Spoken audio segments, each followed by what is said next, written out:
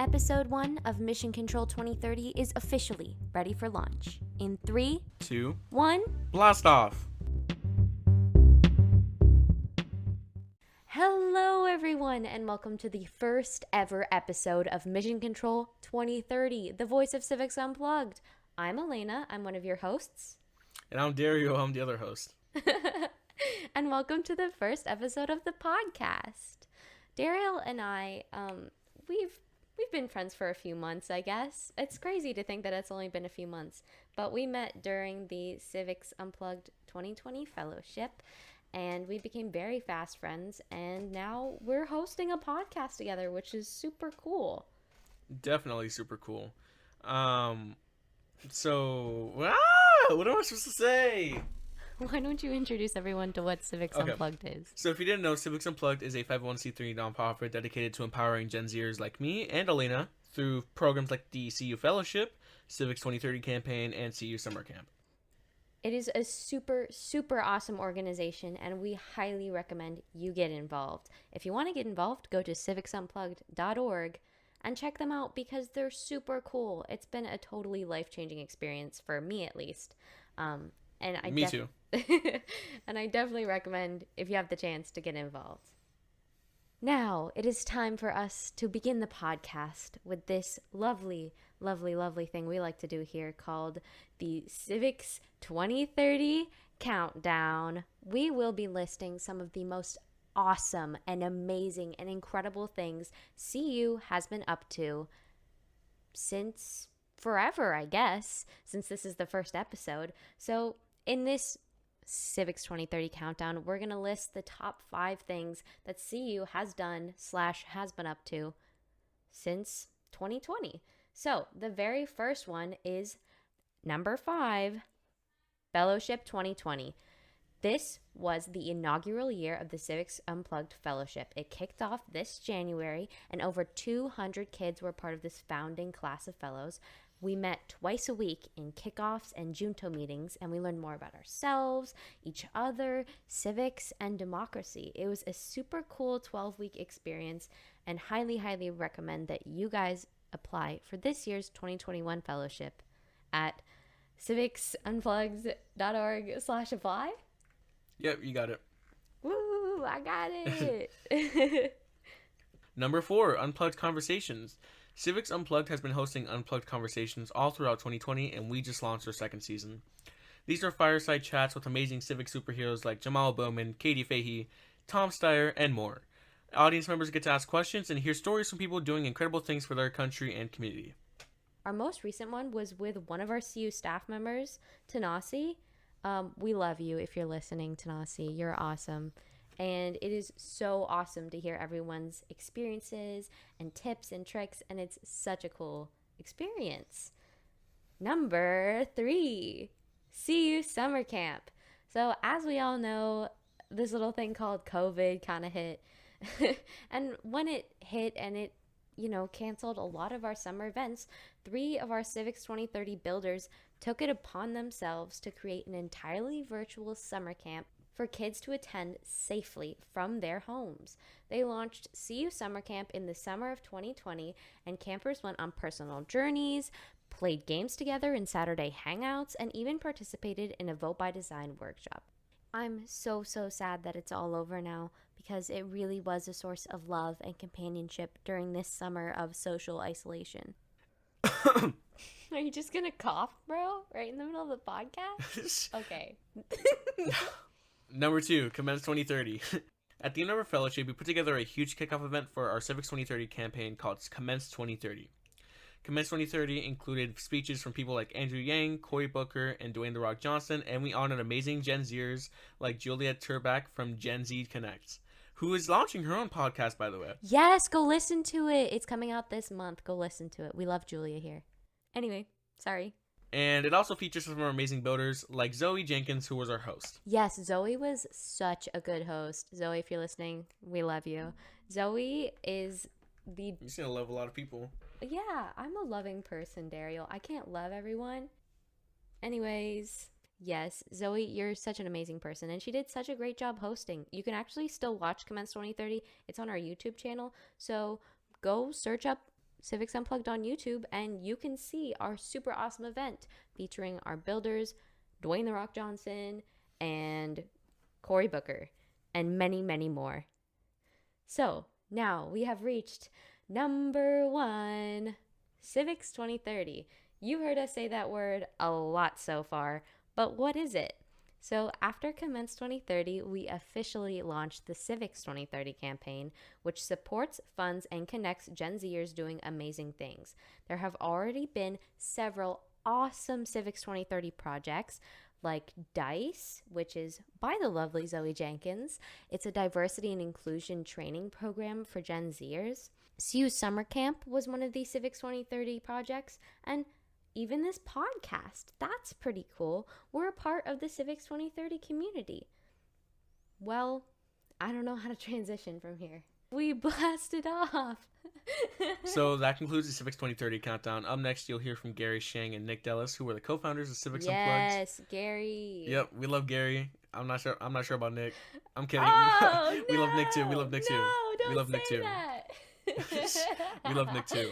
As they talk about the Civics Unplugged 2021 Fellowship and how Civics Unplugged was created.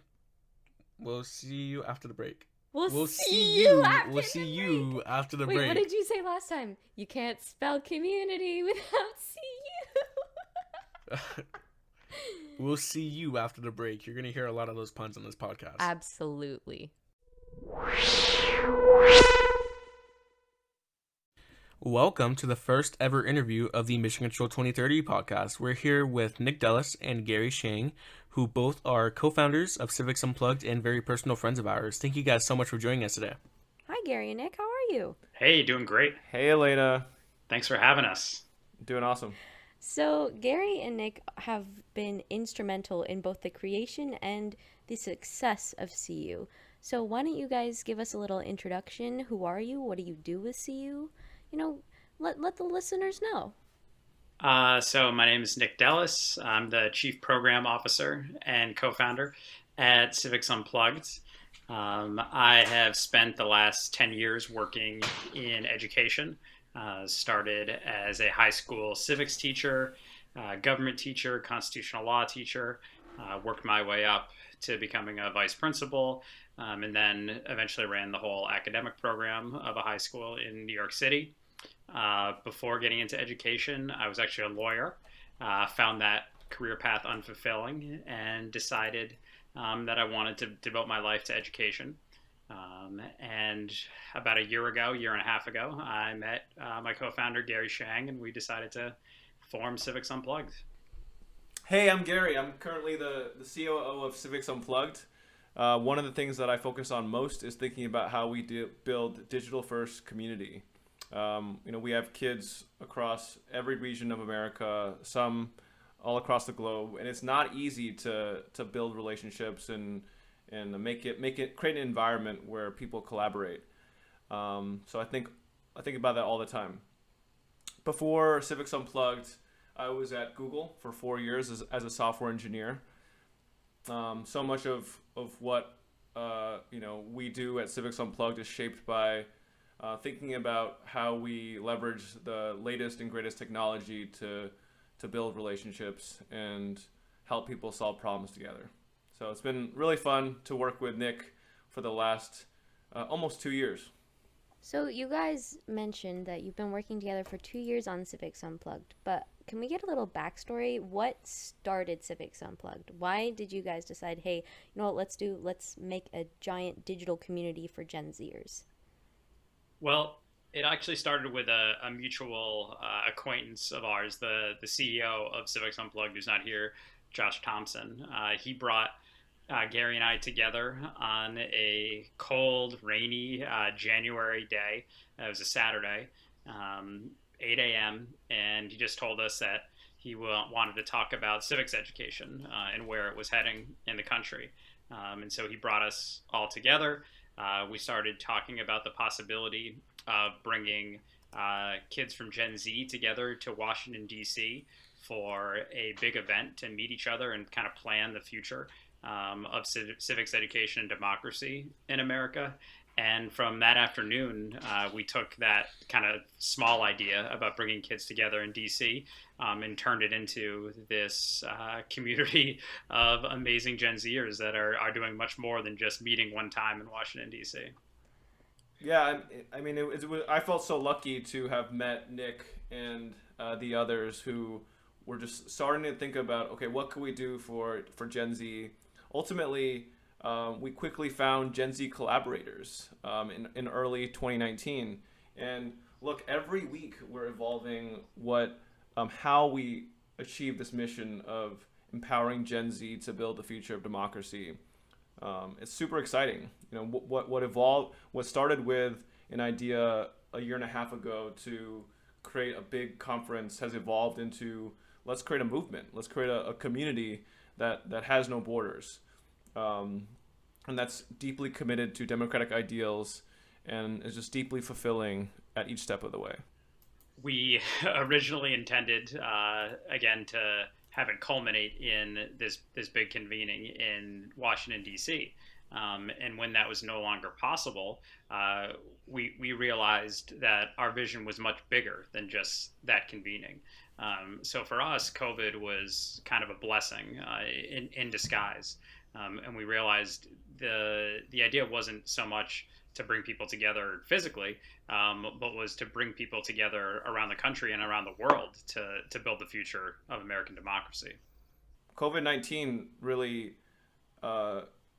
it's devastating, but for CU's evolution, in a way, it was a blessing in disguise because it forced us to realize that just the community itself was sort of an oasis for some of these kids during this really challenging time. And then we just started to think a lot more about community and what it could, and the power of it, and how, you know, we don't want our kids to part ways. I think they want to stay together long term. And ultimately one thing led to another, and it evolved into the kids kind of planning and architecting a 10-year campaign to build the future of American democracy. And that campaign is powered by them, a long-term community. So we're here right now talking to you. And hopefully this podcast lasts a long time and sees it through of the kids building that future. Is that a threat, Gary? Is that a threat? You described the CU community as an oasis. What do you think makes it an oasis? I'll actually turn it back to Elena. What do you think is great about our digital first community? Not to, pull up a personality trait of mine, but I am a military kid, and I've moved around, and I've seen the world, and I've met a lot of people. But unfortunately, that means I lose a lot of people in my life because it's hard keeping connections moving around. It's hard. And since CU is entirely virtual, it makes it a lot easier to stay connected and to stay engaged and to stay involved in someone's life and in that community versus trying to text someone when you remember or, hey, it's their birthday, let me send something. It's harder when you have to, keep up with it all yourself. But with CU, it's all there for you. Anyways, getting back to not me. So you guys mentioned that this is a long-term thing. We're planning for 2030. But going forward, is the fellowship still going to be, geared towards these high schoolers? Are we going to extend the community to include college students? What does the future look like? That's a great question. And the first thing I'll say about that is that's up to the community, right? We're not going to be making that decision on our own.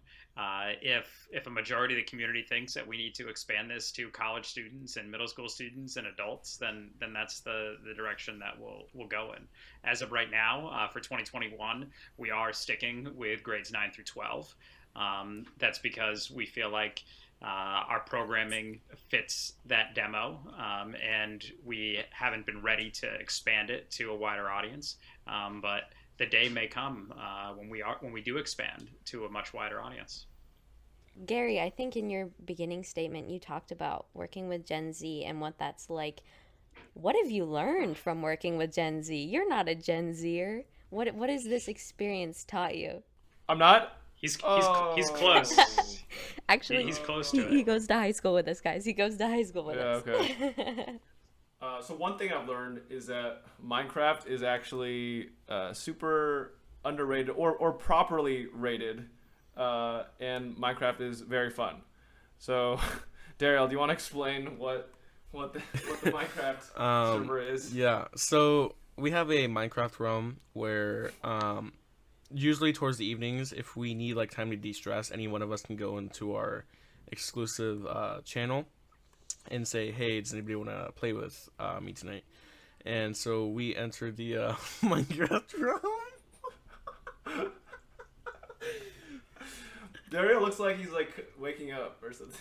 We enter the Minecraft realm, and we just play usually for like a good 3 or 4 hours to de-stress, and it's a really good de-stressor. For example, in one sitting, I created an entire underground bunker. That's like a wildlife oasis underground, and how another builder, Zoe Jenkins, built her own. I believe it was a penthouse. That actually looked really good. So allowing people to be creative and also de-stress at the same time is a great thing, and Minecraft brings both of those. It's also pretty fun too.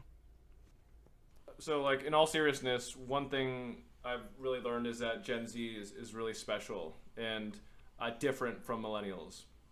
Millennials, it's no fault to, Nick or I, that we may have kind of taken the system for granted, or the failings of the system for granted. And I remember at least being pressured by my parents, just like, work within the system and climb the ladder and do well in school. And that's what I did. And I think Gen Z has kind of grown up in an age where nothing seems to work, and no adults seem to know what's going on. I think that fact that no generation knows kind of what's going on in this changing, chaotic world is kind of highlighted through the pandemic, where everything is chaotic and no one seems to have the answers. So I think Gen Z has grown up to be very self-reliant and learn how to ask really good questions. And I think that just if given the right tools, resources, and support, the sky's the limit with what Gen Z can accomplish. To Gary's point about millennials and kind of the era that we grew up in, our destabilizing event was 9/11, and the response to that was to kind of retreat back into familiar systems, right? To make sure you go to college, you go to grad school, you do you buy a house, you do all these things right, and then that all kind of collapsed after 2008, and a lot of systems fell apart, and we weren't in the kind of demographic to change those systems or even think about changing those systems. We didn't have those tools. And so when we were coming up with the fellowship, one of the things we wanted to do was make sure there was curriculum based on what we call systems thinking, to think through these systems, think about the education system, healthcare, education, government. And we hope that the Gen Zers that we're teaching will take what Gary's talking about, something that's innately in them in this generation, along with, if you give them those tools, we think that can create some real long-lasting change. So we start our podcast with a Civics 2030 countdown, where we list some of our favorite things about CU, or some of the big events, or just some things we feel like people should know. So real quick, give us like your quick Civics 2030 countdown. What are 3 things people need to know about CU right now? 1, our meme channel run by one of our young leaders, Lillian Hertel. So fun. I don't know the last time I saw a bad meme. I don't even know what that means anymore. Number 2 is on the Unplugged Conversation series, which we are making better and better every time. and we have a whole slate of amazing guests coming up. You'll have to stay tuned, though. Number 3 is just our steering committee in general. Darielle is one of them, one of the 5 elected members that are leading the Civics 2030 campaign. It's a crazy bunch, but couldn't believe in them more. All right, three things you should know. One, we are more than doubling our fellowship size for 2021. We are going from around 200 fellows to 500 fellows, and so we'd love for people to apply if you're interested. Second, the curriculum, I touched on it a little bit, but it also talks a lot about personal development, democracy theory, systems thinking, subjects that you might not get in high school that I found as a teacher weren't really part of the traditional curriculum at high schools. And third, our motto is the kids will lead, and we honestly believe that and practice that. This podcast is an example of it. Unplugged Conversations, which Gary just mentioned, are an example of it. Last summer, we had a whole summer camp run by 3 of our former fellows. Shout out to Miriam, Madison, and Noor for doing that. And that was because they went through our fellowship, we gave them the tools, and then they were running a similar summer camp. So if you are interested in leading, in being a leader, CU gives you that opportunity. Boom. Thank you guys so much for coming to speak with us today. We really appreciate it, guys. Honored to be here. Thank you so much for inviting us. This is really exciting, and I can't wait to keep listening to these podcasts.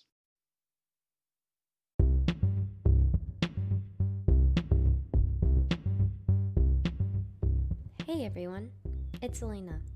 Thanks so much for listening to today's episode. Daryl and I are still getting the hang of it, so it means a lot to us that you took time out of your day to listen. Tune in next time, where we're going to be talking to the 3 builders that created CU Summer Camp. If you want to find out more about Civics Unplugged, you can go to their website, civicsunplugged.org. You can also follow them on all of the social media platforms: Facebook, Instagram, Twitter, LinkedIn, and even TikTok, if that's still a thing by the time this episode comes out. It's at Civics Unplugged.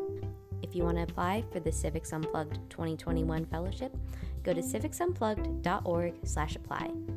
Thanks again for coming. See you next time. This is Elena from Mission Control, signing off.